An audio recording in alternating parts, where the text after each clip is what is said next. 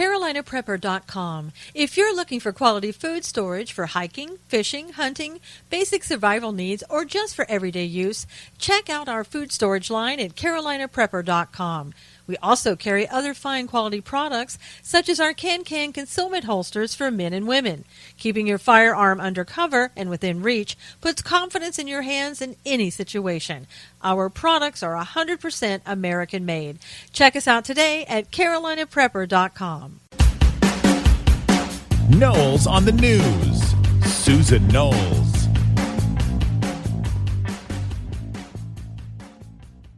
And welcome everybody to Knowles on the news. And boy, I tell you, this is another day that you just don't know where to start. Seriously, you just don't know where to start. There's just so much going on that you could start at 1,000 different places, and it doesn't really make a difference where you start because it seems to all kind of run together, if you know what I mean. Let's start with kind of what I think is on a lot of people's minds, and that is North Korea. What are we going to do? Are we going to go over there and blast? Where are we right now? And I think that's on a lot of people's minds. I know last night people were thinking, well, we're just, is this the end times? Is everything just over? Are we done for? Are we going to war with Korea? All these thoughts over and over. And I'll tell you, when you hear the president, the president came out yesterday, it was a little disconcerting for some people. And I think it was very interesting because, as they talk about in politics and in other things that we do, you look at body language, and body language can tell you a lot about what's going on. And our president, he typically stands straight. He doesn't, uses his hands, are usually moving if you're seeing his hands at all. This time, when he was talking about the dictator in North Korea, he had his arms crossed. Did you notice that? The whole time he was talking about it, he had his arms crossed. And I think it's probably a significant in that it's a body language that North Korea would understand as meaning, I mean business. And he said to them some things, too, that I think also are indicative of, I mean business. And that is... if he doesn't knock it off, essentially, if the dictator in North Korea doesn't behave himself, President Trump said, we'll meet him with fire and fury and, frankly, firepower, the likes of which the world has never seen before. That's pretty much right there. It tells you exactly what he intends to do if this dictator doesn't knock it off. Now, what have we seen over the last couple of days, actually? We're talking about watching the dictator have, what was it, 2 anti-ship missiles loaded onto a ship. He's talked about, I'm going to go over and attack Guam. And in fact, that's what made the president come out last night and say what he said. So, are we getting to a point where we're talking about actually going to war with North Korea? We've seen in the past, we've seen how these people are, and when I say these people, I mean dictators in North Korea. They've always come out and against us and talked against us. They've always come out and sort of threatened us. But it's kind of heightened, if you will. I don't think that I've ever remember a dictator in the past that has been firing off missiles, a dictator that works with North Korea, a dictator that probably got the nuclear power that he needed from former President Clinton, who said, it's a good idea, let's just give them this. They'll, they're not doing any harm. Of course not. Of course not. But when you've got somebody like Iran working with North Korea, and they have all the money in the world to help North Korea, because remember, former President Obama gave them back the money that we had frozen in their assets. So they've got a ton of money to do whatever they want to do. So thank you, President Obama, former President Obama, for all that you've given to Iran so that they can help North Korea. So good to know that. So should we be worried? Well, if you listen to Rex Tillerson, he's saying no. Absolutely not. Don't worry, be happy. I mean, it was kind of the word that came down today is that, Americans should go ahead and sleep well at night. No problems. Now, he's on his way over to Guam right now, where recently North Korea said that's where they were going to strike. So I don't know. It's a little disconcerting to me for him to say, don't worry, it's okay. And at the same time, he goes over to Guam. It's like, why are you going to Guam if there's nothing to worry about? Now, perhaps he's going over there to check everything out, make sure that we have the firepower we say we do in the event something happens. It's always wise to double check. But it doesn't really give me a lot of confidence in believing that everything's okay. It's one of these things that, I'm certainly, just like you are, I'm sure going to watch and see what's really going on over the next couple of days. It's something that might blow over, and it's something that we might go forward and do what we said we were going to do. Now, depending on who you are, you either liked what the president said or you found that kind of disturbing coming from a president. If you're Judge Napolitano, a Fox News correspondent, former judge, he said that he thought that President Trump's speech was kind of way over the top. He didn't like it. He thought that it was too much talk about, nuclear war, reminded him of Hiroshima. And I'd have to agree with him when I heard him say this is more, fire and fury and more firepower than the world has seen before. It did cross my mind. So I think it was probably something that the dictator could understand and needed to hear, and that's why it was said that way. For some of the American public, it was a little disconcerting, and maybe it could have been worded a different way. I don't know. I frankly I'm okay with what he said, so I don't have any objections to it. I think it did, again, some people, it kind of rubbed them the wrong way. And maybe it could have been worded a little bit differently. I don't know. Not a big deal in my book. If it gave a really strong message and one that North Korea needed to hear and the only thing they could understand, then I'm perfectly okay with it. Now, as you might expect, John McCain had to get his 2 cents worth in immediately. He comes out and basically didn't like what the president had to say and said, I think the president should walk softly and carry a big stick. Well, John, how's that working for you? How's that working for the GOP? When you're reaching across the aisle and walking softly and carrying your big stick, which pretty much isn't so big anymore because you've just been reaching across this aisle so many times. I think you gave your stick over to the Democrats a long time ago. So let's let the president. See, you're not president, John. You didn't get elected. I know it's hard for you to kind of get over that fact. You didn't get elected. This president can take it, and he'll decide what it is that he needs to do. We don't need you coming out like Maxine Waters does every 5 seconds and saying what the president should and shouldn't do. So let's leave that to those people that are elected officials in the White House. John, one of these days, will maybe be able to let that go that he didn't get elected. I'm not sure. So that was kind of John McCain's opinion. And I don't know. I think that, other people have said they would just, I think it was Judge Napolitano, as a matter of fact, it said, I would just starve them out and fight them. We'll just starve them out, and that'll work just as well. I don't know. I mean, starve who out? And in what way? Did he mean that literally, figuratively? I don't really know. Meaning, could have been that the sanctions will do the trick. But, when you talk about the sanctions that they're using and what the impact of that's going to be, I think you have to remember how many people there are in North Korea that they live their lives like slaves. I mean, they really have no freedoms.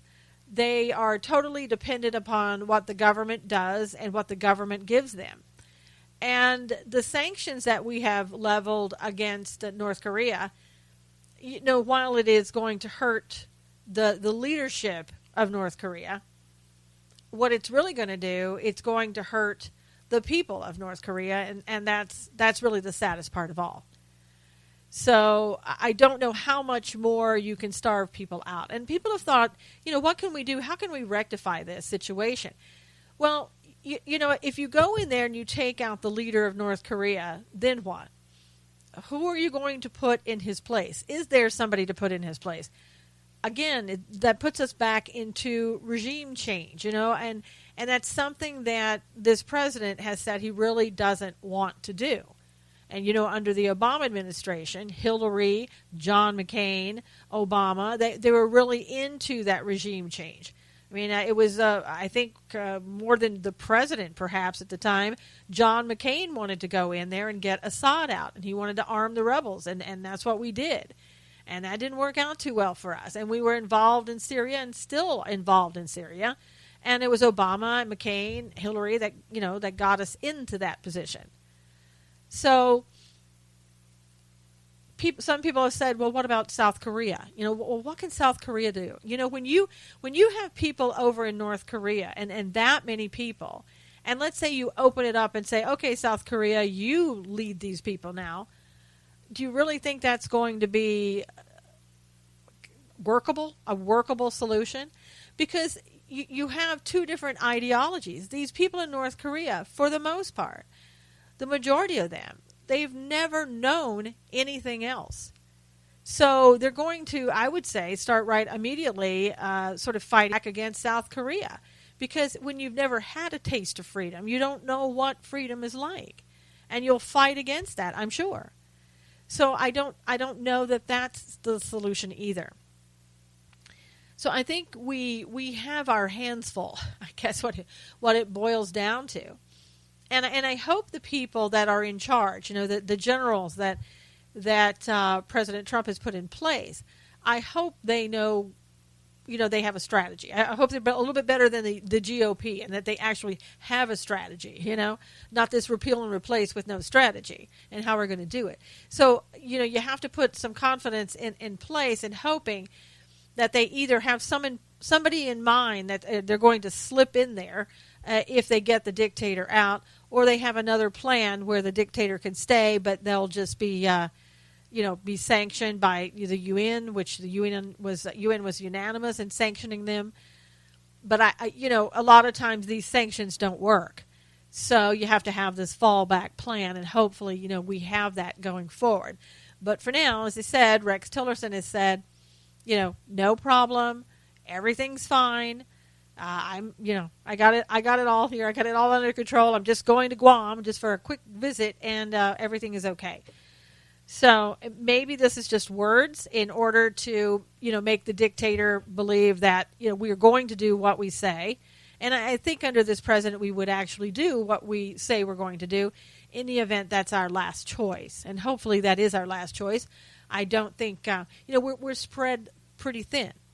And I see, now news saying that that we already have, really, we're putting contractors in Afghanistan to fight, something like 5,000 plus contractors, private contractors that we're sending to Afghanistan to fight it because it's cheaper to do that.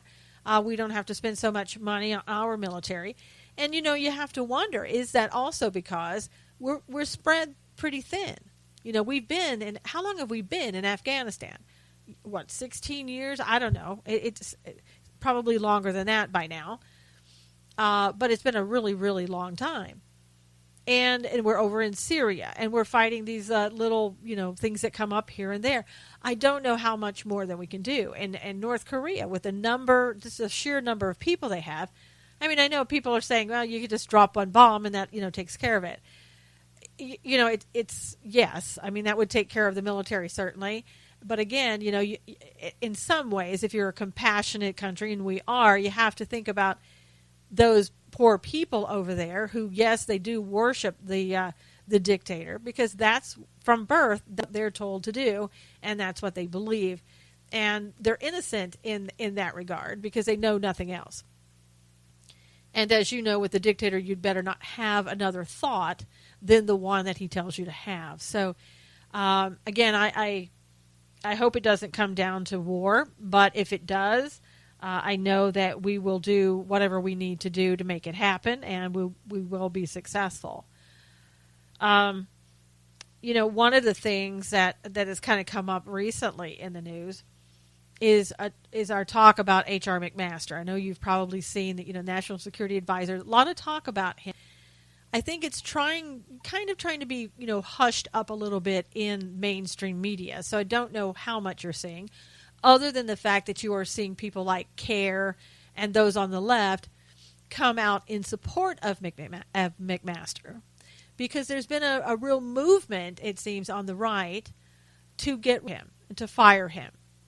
Now, you may think, well, gosh, I don't understand that because, he's the person that was chosen by Donald Trump. Why would we go ahead and fire somebody like that? Obviously, the president loves generals. He's, surrounded himself with generals. And a lot it boils down to what McMaster has been doing. So one of the things that he did as he came in, under Michael Flynn, when Michael Flynn was the National Security Advisor before he was sort of let go, now under investigation with the whole Russia scenario going on with Mueller, the special counsel. He hired some people, one of them being Ezra Cohen Watnick, who was the Senior Director for Intelligence Programs. He was hired by Flynn, and so was Rich Higgins. He was, I don't know if I know his title here, he was a former Pentagon official who served in the NSC's Strategic Planning Office as a Director for Strategic Planning, so had a very high position. Now, immediately almost when McMaster came in, he wanted to get rid of people, and he did start firing these people. And it seemed as though Bannon and Kushner kind of, got him were on the bandwagon to get him to not fire these people. And Trump went along with it, and so these people didn't get fired. But if you may recall, one of the reasons, supposedly, that McMaster wanted to fire Cohen Watnick because he was one of two people that summoned Devin Nunes from California. Remember him, the House Intelligence Committee chairperson? He summons him to the White House and showed him information regarding how Trump and other people in the campaign were surveilled, right? So I don't know if that made McMaster upset. I don't know why that would upset him. I don't know if it was the fact that he was just a Flynn hire and he wanted to hire his own people. I don't know. But in any event, he said, okay, we'll let you stay around. We'll just see how it goes. But in July, just recently, he fired Nick and basically said, he's a great guy, but he's not the people we need right now, that I need right now in this position. So, bye-bye. And Cohen Watnick and Higgins were both Trump loyalists. So people are saying, well, what is this? You get rid of these Trump loyalists and you're keeping the Obama people. So immediately they're very suspicious of what he's doing. In addition, as I said, he terminated Rich Higgins. Now, Rich Higgins came out with a memo that some people have denied now, saying, oh, no, he never wrote the memo. But he's been on the media, mainstream media, talking about the memo. So we know there's a memo. And he was talking about how there were Maoists and other people who were kind of plotting to harm the president. So suppose after this memo, McMaster's like, okay, time for you to go. You're out. And he just, he continues to fire these people. And again, Trump loyalists. He fired additional people. And also one of the things that Higgins did that kind of makes us even more suspicious that McMaster would let him go is that he pushed for declassification of documents having to do with radical Islam in Iran. Now, according to what we know and research I've done on McMaster, and again, I have an article up at SUSANKNOWLES.com that I wrote on McMaster that gives you the whole layout on kind of what I'm talking about here, goes into more detail. But McMaster kind of views Islam the way that Obama did. His strategy about foreign policy is very similar to Obama's and not President Trump. I don't know about you, but to me, I'm not too comfortable with that. Now, what do I mean by that? Well, first of all, he doesn't like to say radical Islam because he thinks that anybody who's radical like that, who's a terrorist, is un-Islamic. Okay, doesn't make sense, I know, but that's what he said, supposedly. And he was also very instrumental in saying, you know, Iran, that deal that we did, that nuclear deal that we did with the Obama administration, did with Iran, hey, you know what? Iran is not violating their agreement. Everything's cool. Let's just keep going on the agreement. And he was the one that kind of got Trump to just kind of move on and ignore Iran for the time being. And there's rumors that now that John Kelly has come in as chief of staff, that it's even emboldened McMaster to do more things, to move ahead with his, his ideas of foreign policy and not the president's. So I don't know if any of what we're seeing in North Korea, I don't know how much of that has to do with McMaster, if anything at all. But I think he's a guy that we certainly need to keep our eyes on. From the very beginning, before he was even put in place, I didn't like him because I know that he's a globalist. He's an elitist, and I don't like that. That makes me nervous. And we're finding out also, if I can find my articles here quickly, that he is part of an organization. He has been for the past 11 years. The Institute for Strategic Studies, the IISS. Probably International Institute for Strategic Studies. He's been a member, as I said, for 11 years. And we found out last week, thanks to Breitbart, because Breitbart had suspicions that there was a link somewhere that they weren't seeing on the donors list. And it turns out once they went to the Institute and said, hey, where are these people that we know should be on the donor list? Where are they? They were suddenly put on the donors list. And I think they had actually been removed and then put back after Breitbart complained about it. And what am I talking about? Who were the donors that were on this list? Well, the George Soros Open Society Foundation and other Soros financial groups were on that list. Now, are you happy with that? I'm not saying... I can't even say that McMaster knew that Soros was a donor, but you'd have to kind of think, this is a guy who's the head of the national security, right? He's a national security advisor.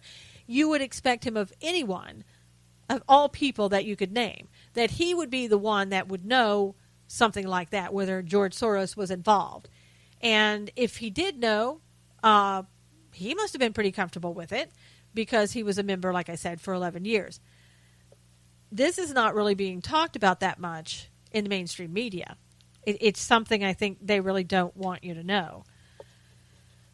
But again, it's something that I think the word needs to get out there and be looked at, especially when you have a guy who is supposedly becoming more emboldened, that we know that follows more of the Obama ideology than anything else. And let's not forget, back in April, he sent Susan Rice a letter saying to her, hey, Susan, you can go ahead and keep your top secret clearance that you have right now. There's no reason for you or for us to, put you down to secret or classified or just take away your clearance at all because you don't really need it.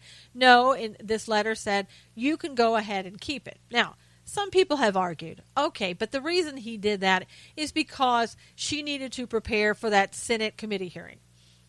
Two things that come to mind. Number one, I don't know if back in April, and then like the very beginnings of April, if the Senate had even asked her to come forward and testify, number one.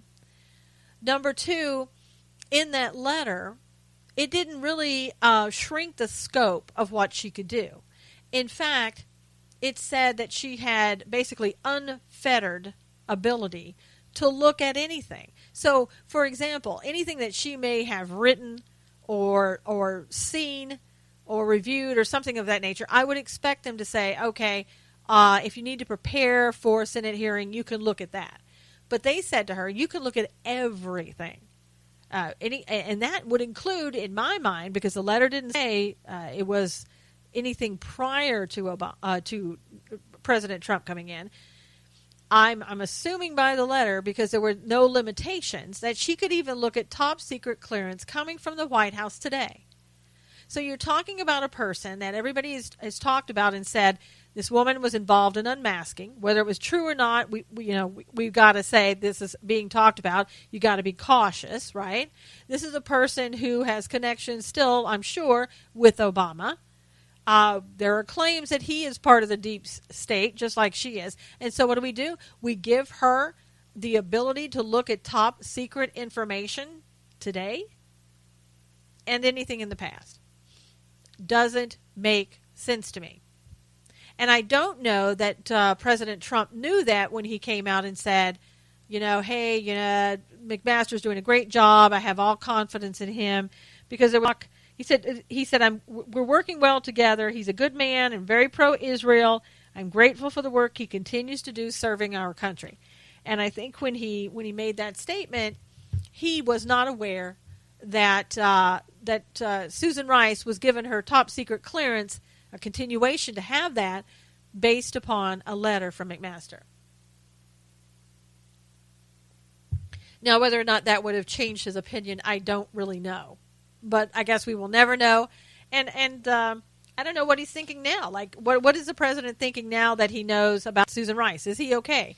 Is he comfortable with the fact that there's that was done? Would he take that opinion back? I don't know. But for me, all of these things make McMaster very suspicious to me, and make his continuation in his role very suspicious for me. I see him as not being on the same page with the president, and I don't like that. I don't want an Obama foreign policy. And there's also been talk, well, let's just send him over to Afghanistan and he can work from there. I don't know. I mean, it makes no sense to me in that you would have a national security advisor outside of the United States, sort of permanently sitting there in Afghanistan, when isn't he needed in the United States to communicate with what's going on in and outside of the United States all over the world? So I don't know if it's like, well, let's just put him in a place that he won't cause so much damage, and we can work around him that way. I don't know. In any event, I know that President Trump likes to surround himself by generals. I get it. But not every general is going to have the same ideology that you do, Mr. President. And I think this is a man that you need to keep your eyes on and find out what he's going to do. And it makes me nervous about John Kelly. Now, is John Kelly the man that we think he is? I'm hoping he is. I'm hoping he doesn't have the same ideologies and mindset that McMaster does. And again, it's just something that, we will need to keep our eyes on. Now, in other news, I wrote an article yesterday at SUSANKNOWLES.com in regards to the DHS hiring, the Department of Homeland Security. I don't know if you remember, but back in January, there was an executive order that was signed by President Trump right away. We all saw the signing. We all loved the signing because it talked about his executive order said we need to immediately hire 15,000 Border Patrol and ICE agents. Great. It's like I couldn't be happier. I'm thinking this is really, really good news. And we were just assuming everything was being done. They're going out there, they're interviewing. And after all, we had John Kelly, who was the Secretary of the Department of Homeland Security at the time. So you're kind of confident, that he's out there doing his job, getting things done. Well, not so much. There is just when you think things are going well, there is the Office of Inspector General came out with a report recently that said, there's a little problem here because we're not equipped in the DHS to hire these people. What does that mean exactly? You're not equipped. You're the DHS. Well, there's a little problem. First of all, we don't have enough HR people to handle all of these people. Secondly, we don't have really a plan to follow. Let's say, where should these people be placed? How many should be placed there? What's the strategy that we need for these people? And they talked about sort of like how long it would take to process all of these people. They have to be polygraphed, background check, you name it. And you have to have people to even do that. So if those people aren't in place, how are you going to get the other people in place? Now, part of this surprised me because, again, we had John Kelly in charge. I expect, because President Trump came out and said John Kelly's doing such a great job, over at the DHS, I expected things to be kind of moving along at the directive of the president. And I didn't hear John Kelly telling anybody, at least, I wasn't privy to that information. Hey, Mr. President, we have a problem here because we are just not equipped to do what the executive order tells us that we need to do. Also, there's a problem in that John Kelly inherited probably a mess. And there's probably a better word to use for it, egregious mess, catastrophic mess, from the Obama administration. Because if you recall, for the past 8 years, the Border Patrol and ICE weren't allowed to do their jobs under Obama. They were more like at a stand down, if you will. And you know that during that time that he wasn't hiring people. If he did, it was minimal. I'm sure that every strategic plan that was ever thought of was never thought of under the Obama administration, because they didn't want people placed anywhere, because they wanted illegal immigrants to stay in this country as long as possible. They wanted, they just didn't want them to do their jobs, and we remember that. So can you imagine what Kelly inherited? And what the next person, Elaine Dukes right now, I think is as acting head of the DHS, what that person is. How can you turn that around? I would imagine that the department is still suffering from low morale, because now they're happy. I'm sure that Trump is there and allowing them to do their job. But when they bring people back, when they go out and they want to go and do their job, find the illegals, who's there supporting them? And we're the 15,000 other people we were promised to go out and help us. So we got a real problem on our hands with the DHS, a problem that's got to be resolved quickly, or it's going to end up like the VA. It's going to be an utter failure and an utter mess. Now, let's assuming that report, I went right to the report. So this isn't mainstream media putting a spin on it. This is the actual report. And I have a link in there in my article at SUSANKNOWLES.com if you want to go there and check it out yourself. It's not good. And I don't know if they've hired anybody since January, because it sounds like they've just taken so much time saying what we can't do that they haven't done anything towards what they should be doing right now under this executive order. And it makes me a little nervous, wondering how many executive orders did he sign, the president, where a lot of people aren't doing what the order was intended for them to do. So that's a little problem. I mean, we do see the VA, doing things, putting in that telehealth, letting veterans, call and make their own appointments, things of that nature coming in. So we see the VA is anyway doing things with the executive order. I also know that personally, because a friend of mine who is a renowned, well-known whistleblower at the VA now has a new job with the Office of Accountability, working under, the president's orders, the executive orders. So, and he's going to be working with whistleblowers and making sure that the information that needs to come out about the VA is going to be able to come out, and these people are going to be protected when they do. When they do blow the whistle. So maybe the DHS is the only one right now having some problems. I mean, let's hope that is the case, and let's hope that they get these problems fixed quickly. We need these 15,000 people out here. There's an issue. We have so many of these sanctuary cities who are not obeying the law, who need people to come in there in those sanctuaries and clear them out. As you know, Jeff Sessions, the Attorney General, came out recently and said, you know what, we're going after these people, and we're going to do it first by by sanctions. I say sanctions, not really sanctions, but exactly what it amounts to. They're going to withhold the federal funds in these sanctuary cities as long as they continue to hold illegal immigrants and protect them. I mean, it's so ridiculous. As we've heard before in these press conferences, there are MS-13 people that are being protected in these sanctuary cities. I mean, it's the life of Riley there for them because they know they can go there. They've got everybody else scared who's in the neighborhoods. Nobody's going to turn in the MS-13. And certainly the politicians, like the mayor, isn't going to turn them in. And so they can just wreak havoc on any sanctuary city that they want to. Or just hide out, whatever they want to do. And we have people now like this wonderful Rahm Emanuel and the mayor of Chicago. You know, the guy who has so many murders and killings and shootings and, you know, on and on and on in that city, that basically it surpasses New York and Los Angeles.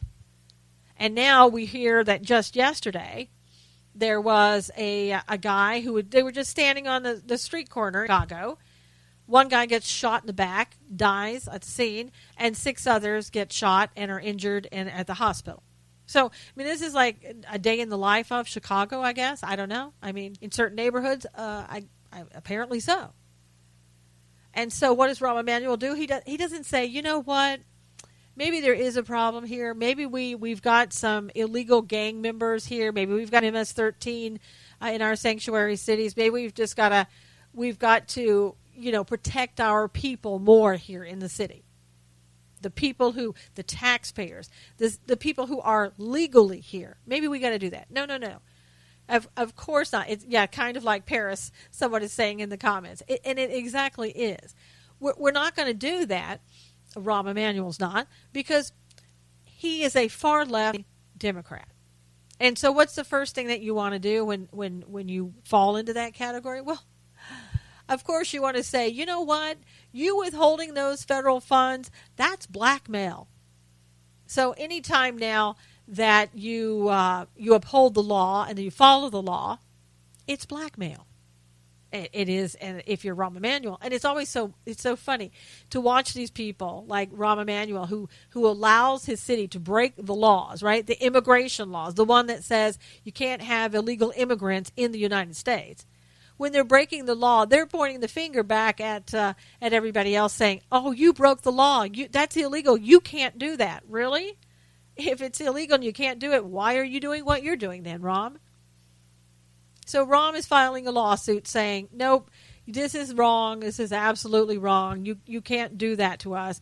You're taking the federal funds from the Byrne Act, B-Y-R-N-E, and it's, by the way, it's named after a police officer who was gunned down in New York, who was just sitting in his squad car and got gunned down. So that's what he's doing. And he's saying, you're taking the money away from the police officer, so you're hurting us. No, first of all, you're like, you know, Rahm, you're like a kid in a candy store who goes in there and, you know, picks up everything, eats the candy, gets sick, and then blames somebody else for it. You're doing, or you hit somebody. Like if you're a kid, I'm keeping it on the kid level because this is something that you would understand, Rahm. You kid in class, somebody tells on you, and then you get mad at the person who told on you because, but for them telling on you, you wouldn't have gotten in trouble. Never seeing that, but for you hitting that child in the first place, you would never have been in the trouble that you're in. So you see, all logic goes out the window when you're a left-leaning liberal, communist, progressive. Did I say that? Yes, I did. So that's where we have right now. That's where we're at with Rahm Emanuel. And he's not the only one. California, of course, is sitting there going, should we go along with this too? Should we file a lawsuit? You know, we've already hired Eric Holder's law firm here. So now the only question is, should we go ahead and use him and go against this? And probably they will. I mean, you know, why not? If you've got all the other Democrats going along with it, they're apt to go along with it too. Now, there are some people who are saying that Rahm Emanuel just trying to do this now, to take the the focus off the fact of how many people are actually dying in his city every day. And so that, come October, when the money is due to really be taken away from them, he'll be like, oh, okay, all right, well, let's go ahead. You win. You're right. We're not a sanctuary city. And here's the thing about Rahm. Just like any good progressive that follows the Saul Alinsky rule book, if you go to my article at SUSANKNOWLES.com, you can read what I wrote about, fully in this, about Rahm Emanuel and this article. But he doesn't call Chicago a sanctuary city. He's very careful not to do that. He calls it a welcoming city. So he wants to mince words now, like this is attorneys speak again. So he can say, no, we're not officially a sanctuary city. So officially, you can't take that federal funds away from us. We haven't declared ourselves as a sanctuary city. We walk like a duck, talk like a duck, and quack like a duck, but it doesn't mean we're a duck. That's the argument that Rahm Emanuel is trying to use. It's not going to work. I don't care if you call yourself XYZ city, as long as you're acting like a sanctuary city and doing everything that they do. If that's against the law, pretty much the court should find in the favor of the Trump administration, assuming that they're not fully run by the left-wing Democrats themselves. So we'll see what happens in October. We'll see if people are willing to lose millions of dollars. And while that is kind of it's only a fraction of the budget for Chicago, it is something that can hurt. And I don't know if he's going to be able to go out there and find, dig deeper in the citizens' pockets of Chicago and get what they need. I know California continues to put their hand in our pockets. They'll continue to do that if they decide to file suit and if they lose their money.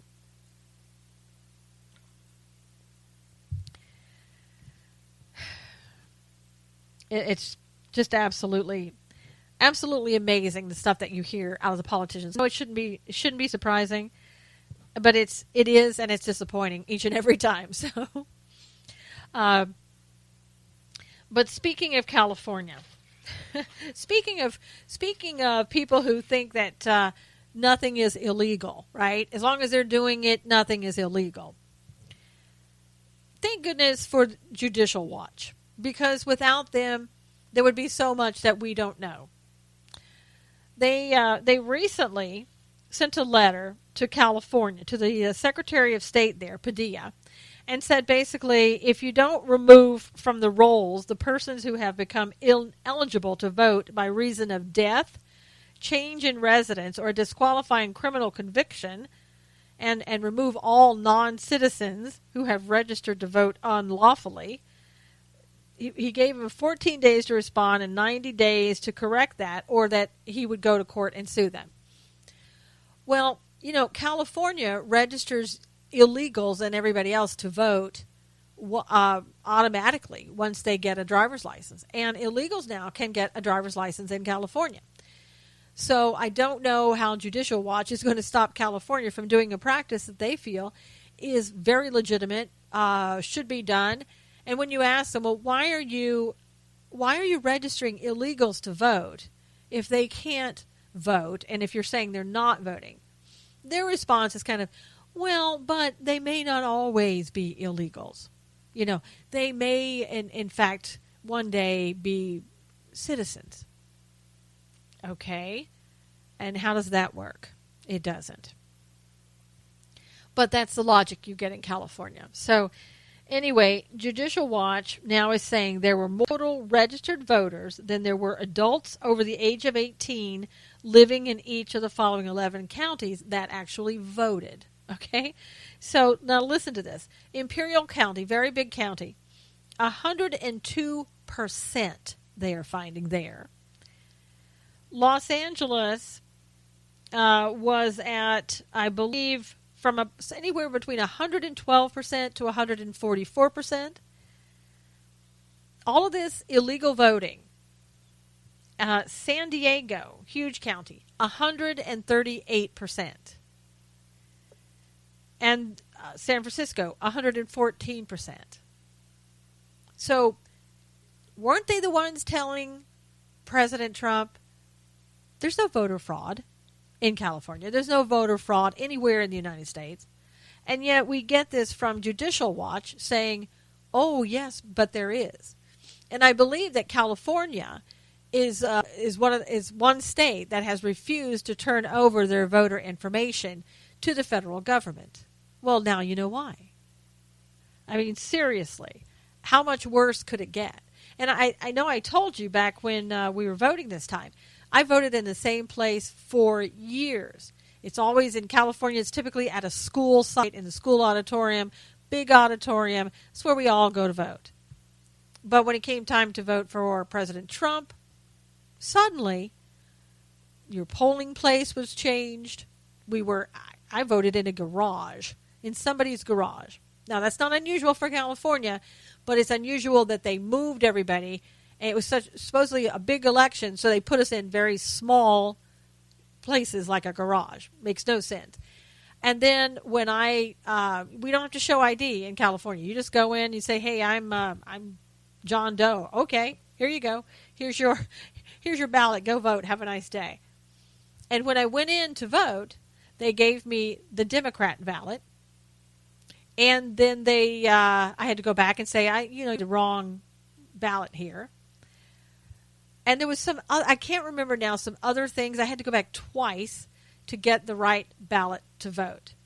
Now, most people would have just gone on and voted. So I'd have to believe, maybe I was the only person that happened to. Maybe everybody else, maybe it was smooth sailing. But I have to believe that they tried everything that they could do to make sure that Donald Trump didn't win in California. Even parking cars, which I called and complained about at the Registrar of Voters office, with stickers on the cars that were visible and very close to the voting booth in the garage that was for Hillary Clinton and had different things on it that were anti-Trump. And I'm like, you better get the cars moved out of here because this is a violation of the voter law. So to me, everything that they could do in California that they did. Now, again, perhaps I was the only person that it happened to, and there was absolutely nothing wrong with that. But it sure wasn't my experience. So we shall see what comes out of everything. I do think that they are going to find a lot of voter fraud. And you and I both know that. And if... I've heard every excuse. Oh, well, we don't want to hand you over this information just because there's so much private and personal information here. We don't want this getting out. Okay, well, cover up part of the name then and give us the last 4 digits of the Social Security number. We'll take that. I got to come up with some other excuse now. So, California, I don't know. You need to get your act together, as does the rest of the country. If there's no voter fraud, turn over the information. Let's resolve it. If there is voter fraud, as the Judicial Watch told California, you need to get these people off of your rolls. We don't need dead people, illegal, non-citizens, and people voting 5,000 times, on your voter rolls. Get them off of there. Let's make this a fair voting and for 2018 and beyond. And I guarantee you, they're not going to do what it's going to take. It's going to take more sanctions or more, of Sessions coming out and saying this is what we're going to do in the event that you don't follow what we've asked you to do. I mean, I know states' rights is great, but voting in an election for president. Hate to tell you this, states, but that's it falls under federal law, and you need to obey that. We're not talking about an election that goes within your state and that's all it goes to. Even then, I think you're going to have some problems because of it is actually voting. But, not going to even argue that case right now.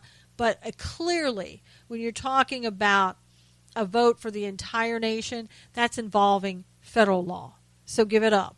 Give it up. Give the information and move on. Now, another thing that I wanted to kind of touch on today. I don't know, again, you're not hearing too much of this in the news. One, this is kind of a side thing just to lighten the mood. I think you'll get a kick out of this. Hillary Clinton's pastor Let me say that again because it was hard putting those two words together, Hillary Clinton and pastor. But Hillary Clinton's pastor has come out with a new book. From what I can see, it's all about Hillary Clinton's daily devotions. And Hillary supposedly told her pastor that she is ready to be a spiritual leader. So, there you go. Maybe politics not turning out so well for her, and she's going to want to try her hand at the spiritual end of it, right? Politics on one hand, spiritual religion on the other. And she, she didn't say religion. She said spiritual leadership. So I guess that can encompass a lot of things. We'll have to wait and see exactly what that means. So if you're looking for a new church, you might find the new church of Hillary Clinton somewhere down the street. I don't know. Anyway, just had to throw that out there. Like I said, just kind of lighten the mood every now and then. Now, I think back to the serious stuff. The Democratic Party doesn't know what to do with itself. It's watched its base just leave. It's watched people go just saying, I don't even know who you are. You've left me.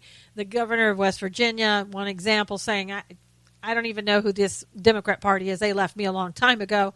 I'm going to go over and become a Republican. And he did. He joined us, Great. But you have really the Democratic Congressional Campaign Committee, headed by Representative Ben Lujan he's a Democrat from New Mexico. He came out and said, you know what? We need to change kind of what we're doing. We're kind of excluding people, and we need to be more inclusive. Now, wait a minute. The Democrats were excluding people? I thought they were always the coexisters, the one that, we need to follow their example of, right? I guess not. So anyway, he was saying that they're not going to have a litmus test anymore. They're not going to just look at, pro-choice Democrats. No, we're now going to open it up to pro-life Democrats. I mean, can you even imagine that the Democrat Party is talking like that? Let that sink in for a moment. So we don't want you if you're pro-life. We only want the pro-choice people. But now they're saying, you know what, maybe we ought to let those pro-lifers in. We don't have to. We're so desperate right now, we're going to let the pro-life people in. That's what they're saying. They're saying we've lost so many seats. Nothing's working for us. We've kind of excluded God, out of our conventions. So I don't even know what the problem is, but now let's just try to bring back in some pro-life people, and maybe this will help us. And when they're saying that, they don't really mean that they're embracing pro-life theology, right? They're not saying that. The philosophy of pro-life, no, we don't like it, but we're saying we're going to tolerate it because we're desperate. We need you. So we need you people to come on back and represent us now. And he says, as we look at candidates the country, you need to make sure you have candidates that fit the district that can win in these districts. So not every district, of course, is pro-choice. Now, you might expect somebody within their party to say, whoa, well, wait a minute, I'm not on board with this. Well, no, here's somebody else that you may not have expected would come out and say something. Cecile Richards, the head of Planned Parenthood. The ones that organization that you and I are forced to give our money to, that aborts babies, sells body parts. Those people, those accusations of selling body parts for films that we're not allowed to see now because they're no longer available. Those ones. Well, she's not too happy with the DCCC, and she said, look, the authority, Planned Parenthood, telling the politicians what they should do. She said, we hold any politician who says otherwise accountable. She argued that including pro-life candidates in the party would alienate women. So there you go, women. She's spoken for you, saying that anybody that comes in as a Democrat is alienating the party. And women are going to be alienated from the party. Now, even I have to say this, and hold on to your hats on this one because you're not going to believe this, but even Governor Jerry Brown says, you know what, we can't keep excluding pro-life people. We need to bring pro-life people back into the Democrat Party. And he said, he also said that abortion, it wasn't that long ago that Catholic Democrats opposed abortion, and that some believe today, the same thing that was believed 50 years ago, and we shouldn't be excluding those people. So here's Jerry Brown, about as far left as you could go, other than Gavin Newsom, who wants to be governor so bad of California that he can't help himself. He's coming out and saying, oh, wait a minute there, Cecile, that's a little bit really far left, and we're not going to get people in the party if we keep talking like that. And so Cecile says, and listen to this talk, trading away women's health and rights will just alienate one of the most powerful political forces in this country. That's what she's saying. If you bring in those pro-life people, this is what's going to happen. She also says access to safe, legal abortion is central to women's empowerment and bodily autonomy. So you're not going to be powerful, women. Just know that. And you won't have bodily autonomy if the Democrats bring in those pesky little pro-lifers. She also said that most of us agrees that 7 in 10 Americans support Roe versus Wade, that access to abortion has more support than any political party in the country. And she said we will never be able to move this country forward if we are leaving women behind. That's why 4 women marched in January, and they keep showing up. She said the future is female. So all you males out there, listen up, because Cecile Richards is speaking to you. The future is female. It's time for politicians to listen to women. They have 3 options: lead, follow, or get out of the way. So there you go. There's your Democrat Party today. These are the people that represent your Democrat Party. And I know you're not Democrat, the people who are listening, but for those of you who have Democrat friends, this is their party. This is what they believe. This is a woman who is just like Hillary Clinton, believes the same exact thing. And men have no place in the Democrat Party, it sounds like, according to Cecile Richards.